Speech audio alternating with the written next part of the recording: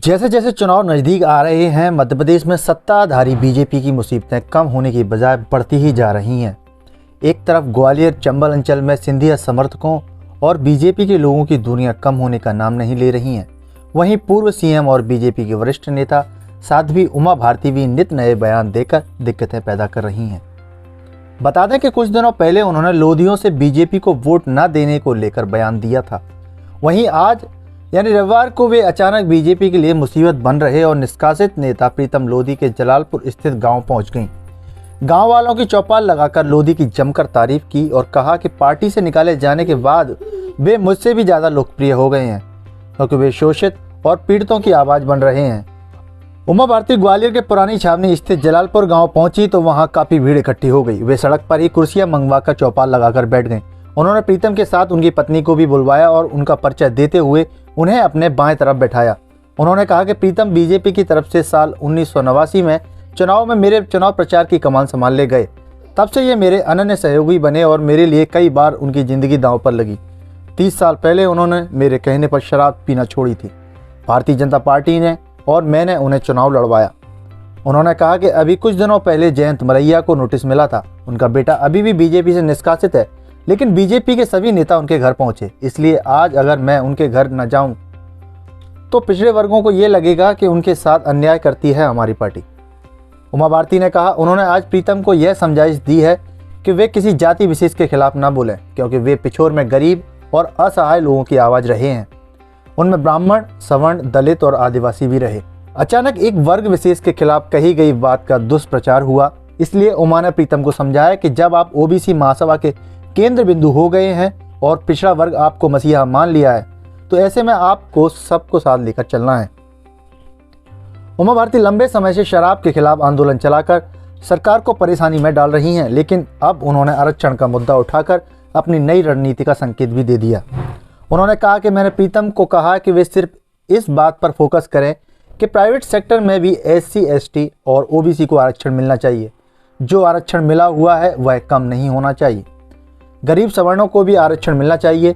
मैंने कहा कि सबको साथ लेकर चलो, क्योंकि हमारे देश में घिनौनी राजनीति होती है जिसमें आपस में लड़ा दिया जाता है, जबकि दो ही जातियां बची हैं, एक है सुविधा विहीन और दूसरी है सुविधा संपन्न। उमा भारती ने इशारों ही इशारों में दलित, पिछड़े और आदिवासियों की ताकत का एहसास भी कराया और इसके लिए उन्होंने राम कथा का सहारा लिया। उन्होंने कहा कि हनुमान और जामवंत की सेना ने जब हमला बोला तो लंका जलाकर ध्वस्त कर दी, क्योंकि उनमें एकजुटता थी। उन्हें क्या चाहिए था? सोना लेकर वे क्या करते? देश में रामराज की स्थापना में इन देश के गरीब, शोषित, आदिवासी और गरीबों का ही योगदान रहेगा। बीजेपी ने प्रीतम लोधी को निष्कासित कर दिया है, लेकिन उमा भारती ने इस निर्णय का ही उपहास उड़ाया। उन्होंने कहा कि बीजेपी ने उन्हें निष्कासित कर दिया, अब क्या कहूँ, लेकिन निष्कासन के बाद जनता ने उन्हें हाथों हाथ लिया। हर जगह उनके लिए भीड़ उमड़ रही है। उमा भारती यहीं नहीं रुकी, बल्कि उन्होंने कहा कि वे प्रीतम को आशीर्वाद देने आई हैं, ताकि वे गरीबों और शोषितों की आवाज़ पूरी ताकत के साथ ऐसे ही उठाते रहें। Bureau report, Madhyanchal today digital. Ram राज्य की स्थापना में इस देश के गरीब, पिछड़े, दलित और शोषित और आदिवासी वर्गों का ही योगदान रहेगा, आप देखिएगा। और मोदी उन सबको समेट करके चल रहे हैं। अब प्रीतम जी निष्कासित हैं, मुझे तो कुछ भी नहीं कहना है। और ऐसा बहुत कम हुआ है जब किसी निष्कासित नेता को पब्लिक ने हाथों हाथ उठा लिया। हम तो रह गए। कई ग्वालियर स्टेशन तो बहुत भीड़ है, कई इतनी भीड़ का है। मुझे बताया, एक कहीं हमारे परिचित जा रहे थे ट्रेन में, तो कुछ हो गया है क्या, तो लोगों ने बताया कि नहीं, प्रीतम आ रहे हैं, पार्टी से निकाले गए हैं और आ रहे हैं। मतलब जब तक पार्टी में हटे तब तक इतना नहीं उठाया, और पार्टी से निकाल दिया तो लोगों ने कहा कि कोई बात नहीं प्रीतम, हम तुम्हारे साथ हैं, तुम्हारे लिए जान दे देंगे। देखो इस तरह से को समझो, अपनी कीमत को समझो, सब गरीबों की आवाज़ बनो।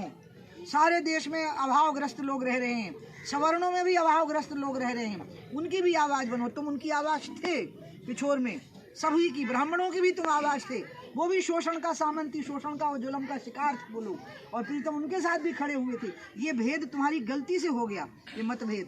जो हो गया ये तुम्हारी अपनी एक असंयत भाषा से हो गया। अब इसको तुमने माफ़ी मांग करके ठीक कर लिया।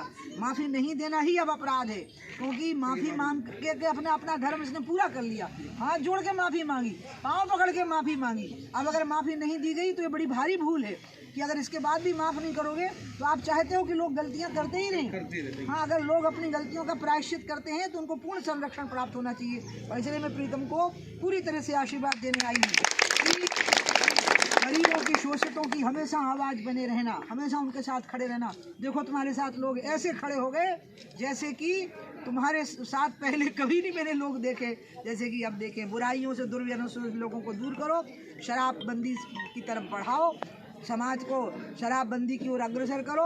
और तुम लोग भी मेरे साथ में हाथ उठाओ कि देसी गाय का दूध पियोगे लेकिन शराब नहीं पियोगे। उठाओ हाथ, ईमानदारी से उठाओ। नहीं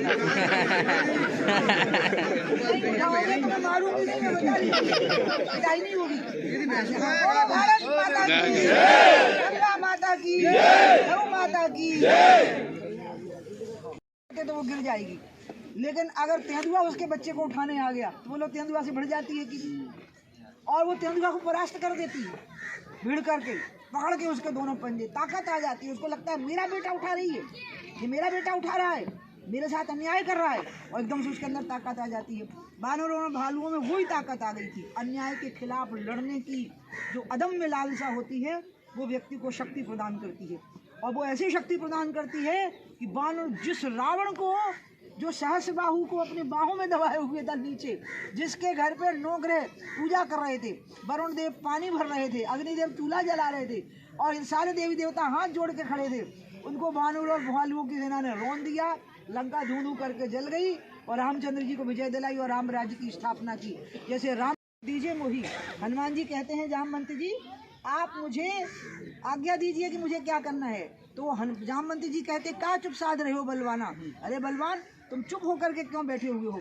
बानरों और भालुओं की जो एकता थी और उनका उद्देश्य क्या था, बानरों और भालुओं का, उनको कुछ नहीं चाहिए था।